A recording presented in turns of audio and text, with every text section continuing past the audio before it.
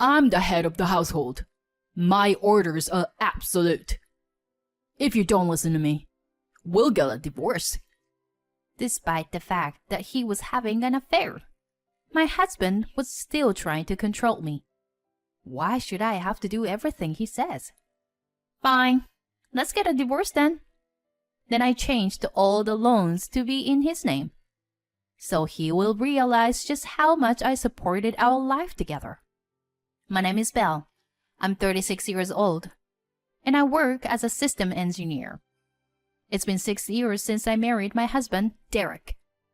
We met through work, as the company where I worked as an engineer subcontracted work from his company.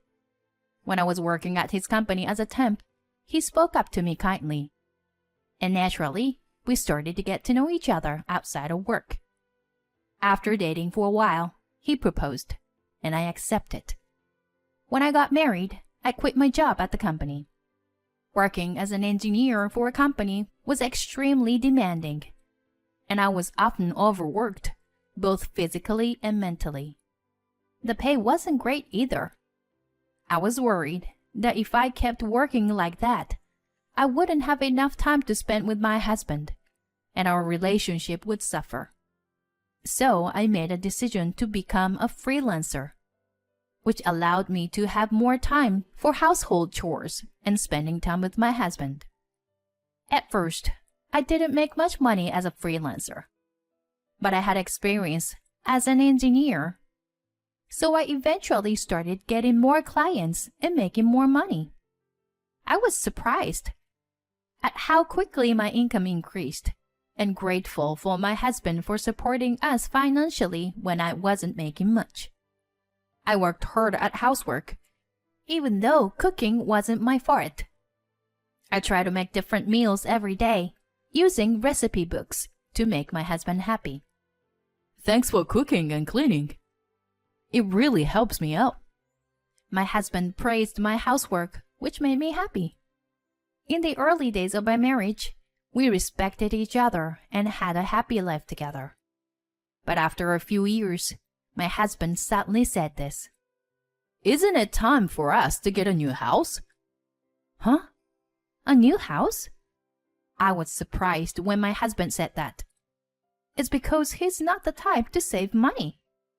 In that case, shouldn't we save up a little more money? What are you talking about? I earn a pretty decent income, don't I? Huh? Because you haven't had any financial problems since we got married, right? That's because it's thanks to my income. But I couldn't say that to my husband. Although he gave me money for household expenses, he always spent his own allowance before the next payday. So I saved as much as I could from my income and added it to the household budget. Thanks to that, we were able to live without financial problems. I was grateful for being able to live thanks to my husband's income when we first got married. That's why I didn't even tell him that my income had increased. I thought I shouldn't hurt his self-esteem by telling him that I was making quite a bit of money working from home. Even if I think I've spent too much money, our lifestyle hasn't changed. So I think my income has probably gone up. Maybe he doesn't have a good grasp of his own income and expenses? I couldn't believe what my husband said. However, my husband seemed enthusiastic about building a new home, and I had no way of stopping him. What kind of house do you have in mind? I had to find a way to build a low-cost home while listening to my husband's desired conditions. But my husband kept adding more and more conditions. But if we want to fulfill all of these, the house will cost a considerable amount of money, won't it? It's no big deal.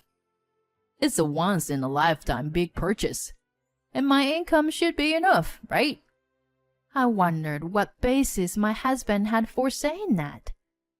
At that moment, I regretted not telling my husband about my income. I thought I would tell him about it to calm him down. Derek, it's about household expenses.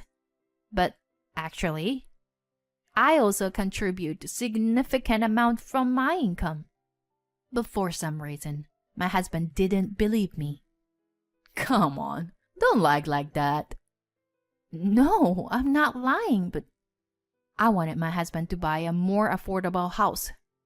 But in the end, he didn't listen to me and used his salary to take out a loan for a house that he could barely afford to pay for. Initially, I thought we were spending money reasonably, but over the years, my husband's spending habits have become more reckless. He started indulging in luxuries, like brand name clothes and watches, and going out drinking with his juniors every night. Although he works overtime to make up for it, his spending habits have become more and more difficult to ignore.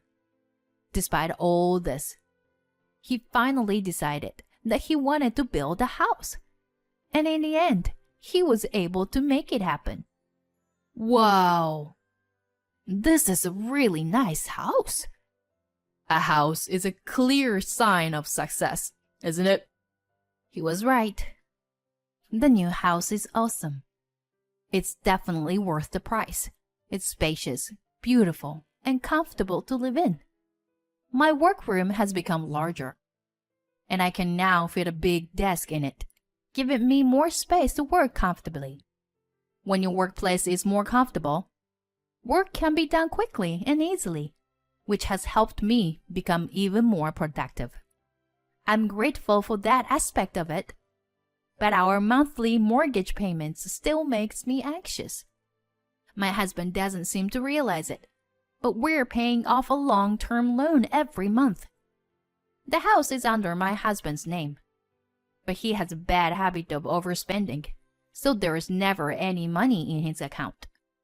As a result, I have to deposit my income into his account so that we can pay off the mortgage. I'm starting to feel frustrated with him, and one day, I decided to talk to him about it. Don't you think you've been spending too much lately? I want you to think about things like the mortgage for the house. When I said this, my husband frowned and rebuked me. What are you talking about? Haven't we been able to live a normal life even after we bought the house? If that's the case, then there's no problem. You're just worrying too much about the small details. And isn't it because you were bad at managing your money that you don't have enough? It's not my problem. What? Hold on a sec. I'm constantly thinking about how to save money from the daily living expenses I have with the money you gave me. And I'm supplementing it with money that I earn for the mortgage and other expenses. So please don't talk to me like that. What's up with you, really? Besides, the money you are putting in is not that much. So don't act like you are so great. The one who earns the most is the greatest. So I'm the greatest. Don't try to give your opinions to me. My husband said that to silence me.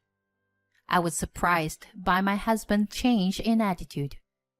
He used to be kind and considerate when we first got married. But since then, our relationship has become strained. We hardly talk, and sometimes we don't even say hi to each other. My husband had started working overtime more than ever before, and often comes home late at night. I wonder if it's okay to continue our married life like this. We're just living under the same roof without even having conversations. If that's the case, it might be better to get a divorce. But if possible, I wanted to reconcile with him. After thinking about it a lot, I decided to take the initiative to reach out to him. However, my husband shattered my determination in an instant. It happened when I went to town to buy birthday present for a friend. It was a weekday, and my husband should have been at work as usual. But I found him in town, wearing his regular clothes and walking with a young woman I didn't know. I couldn't believe it, but I immediately thought it must be an affair. To find out the truth, I decided to hire a private investigator. About 3 weeks later, I got the results of the investigation and went to the detective agency. My husband was indeed having an affair. The woman was his colleague at work. And surprisingly, their relationship had been going on for about 2 years. I understood the reason why my husband suddenly started spending extravagantly and coming home late due to overtime about 2 years ago was because he was having an affair. I was immediately filled with anger towards my husband. After all the verbal abuse he had thrown at me, he was the one having an affair. I felt pathetic for trying to protect his self-esteem and our marriage. I decided to abandon all my doubts and take action immediately. When I rushed back home, my husband was sitting on the sofa, watching a sports program. I stood between the TV and my husband and spread the evidence of his affair in front of him. "Explain this." When I showed my husband the photo evidence, he seemed surprised for a moment, but quickly changed his attitude. "Oh, that's Meg. She's my new wife." "New wife? What are you talking about?" "Well, now that you know, there's no point in hiding it. Unfortunately, you are no longer needed." "What are you saying?" "Frankly, I no longer have any use for you in my life. But Meg doesn't want to do household chores, so you can stay and do the housework for her." "What? Are you crazy? I would never do something like that." When I said that, my husband's face turned red with anger. "I'm the breadwinner in this household, so my orders are absolute. If you can't listen to me, then it's divorce." Despite having an affair, my husband was still trying to control me. Why do I have to listen to him? "Fine, let's get a divorce." "Huh?" "First of all, you had an affair, so we can't continue our marriage like this. Let's just get a divorce already."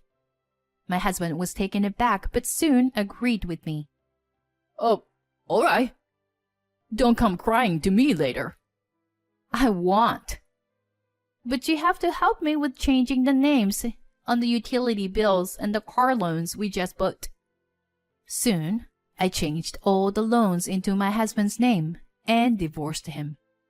He probably thought it was over, but for me, it was just the beginning. You should realize how much I supported your life.